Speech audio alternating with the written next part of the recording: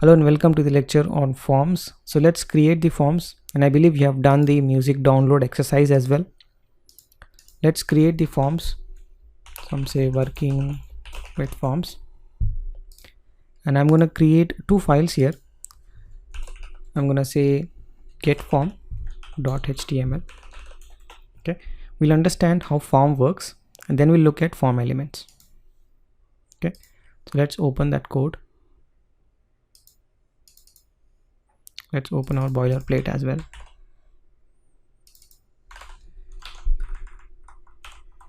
Okay, so let's say is get form.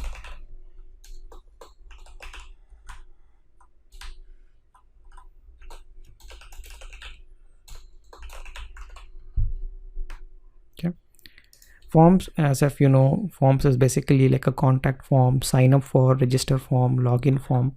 You have these elements like text boxes, check boxes, radio buttons, submit buttons, and all those things you can create in HTML using something called as forms. Okay, and that's what we're going to create in this exercise.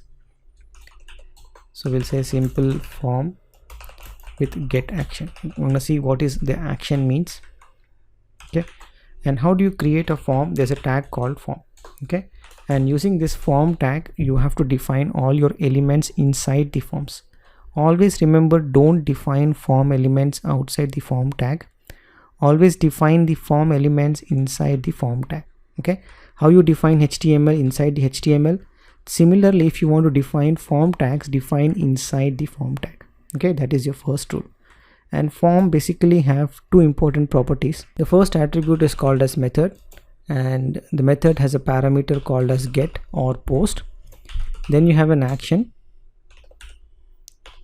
An action is basically telling where you want to go to. When someone submit this form, where you want to go this file to, right?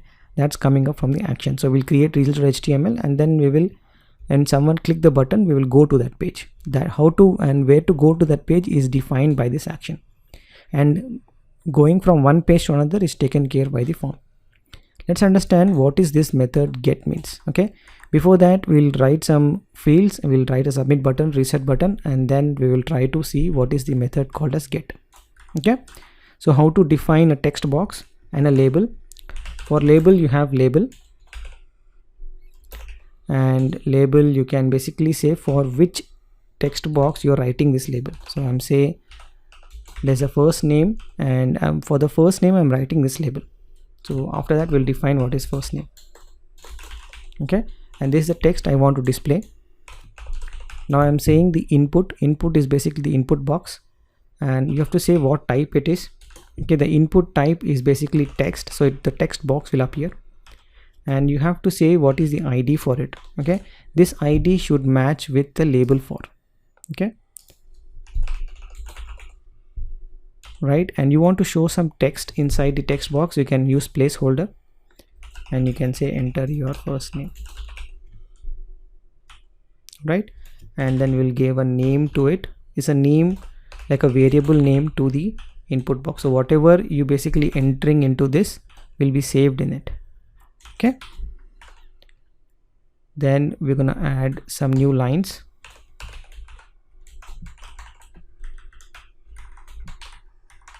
Then we're gonna say last name.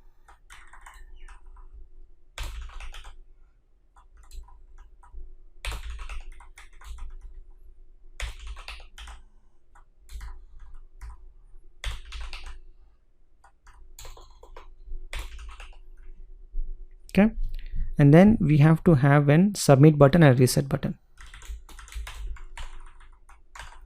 Okay, how are we going to write the submit button? Again, you can use the input, and this time instead of saying text you can say it is a submit button. Okay, and then you can also have the reset button. Okay, and instead of showing reset you can say the text on the button as saying that clear form. Alright, so let's look at how this form looks like. Okay, so you have a beautiful form here. So we haven't changed the type. Okay, so type is double equal to. Alright, so you have your first name, then you have the placeholder of first name, last name, label. then the text box of with the placeholder enter your last name, then you have submit and clear form. Okay, so once we enter this data, we want to click on submit. So when you submit, it will go to this page, results.html page.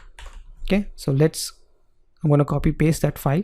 So this is the results file. Nothing fancy in that file, is just will have thanks for submitting the details and we'll get back to you soon. Okay, the most important thing that you have to understand is what is this method get says. Okay, why is you are saying a method as a get? There are two types of form actions, get and post. So get is basically when you submit a result, let's say first and last. So when you click submit, right, you went to the results page, right, but you can see the data now, right? These are the variable names that we have given assigned to the input tags, and you can see the data here. This is called as get. When you say get, the form fields are attached in the URL. Okay, and we can even do post. There's one more type. I'm going to simply do it post.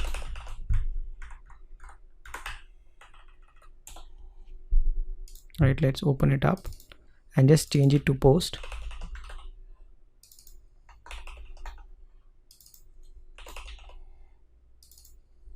Okay, rest all remains the same. I'm just changing the method so that when the data is posted, it is posted not in the URL.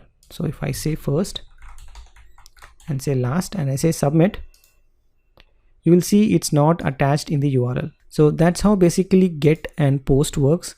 So for the get, when you enter the data and submit, it basically goes into the URL. For the post, let's go back to our post file, right? So for the post, you can watch this in the inspect mode. Okay, you go to network. So let's click submit. So once you submit, you will not able to see the data, but if you go to network tab and then when you click open this file, you're able to see that in the form data here.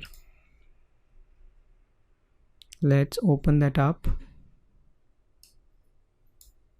Okay, if you open up the form data, right, you should able to see the first name and the last name. So it is sending in the header as the post, but when you use get, basically it is sending as the URL. Okay, so when it is post, it is sending in the header. When it is get, it is sending in the URL. So that's basically the method called as method post and method get. Okay, if you want to send simple text that you want to send over to another page, you can use get. But if you say sending sensitive data like user ID and password or credit card numbers, you typically use post. All right. So where do you want to send the result to is done by the action attribute. Okay, so let's quickly look at the form elements now. Okay, so I've copy pasted this form file. So let's open this up and let's do a review of what are the form fields available. Okay, so everything you define should be defined under a form field. All right, and then there's something called as field set where you can group the fields. Okay, if you want to see the output of this, okay, this output is called as form field set. Right, you see the line here is basically grouping of the fields. Okay, and you want to define, let's do a comparison with your code and the output. You want to define a legend, right? For the field set, you will get a legend where you can add some text over here. Okay, and then you have the label, and for which label you want to have this an input type is text. You will see the text box. If you say type as email, you will see for the email. You can say password, you can say number. So this only accept numbers. You cannot enter anything. You can just add numbers to it. Then you have telephone, type telephone, same input, type telephone, then type URL and type search. Okay, so you have different formats of text box that you can create. Okay, you can create options using the select. Select basically have option groups. You can create groups in it, option group 1 and option group 2, and inside each option group you can create the options, and whatever label that you give will be visible in the option. Next one is basically the radio button. So if you want to create a radio buttons, you can use the input type and type as radio. Okay, so when you say type as radio, it becomes the radio button. And only thing that you have to remember in radio button is basically the name. You have to give the same name, then that becomes into one group. Okay, And how do you add the checkboxes? Again, the type is checkbox. So once you say input and type is checkboxes, the checkboxes will appear. And then you have text area element. If you want to write a long text like this, type text in a number of rows, then basically you can use text area for it. Okay, text area, you can mention how many rows and how many columns. The columns are the width, the rows is the height. Okay, then you have the submit button, and here you have a student information form. So let's quickly review that. For name, you can use type as text and input.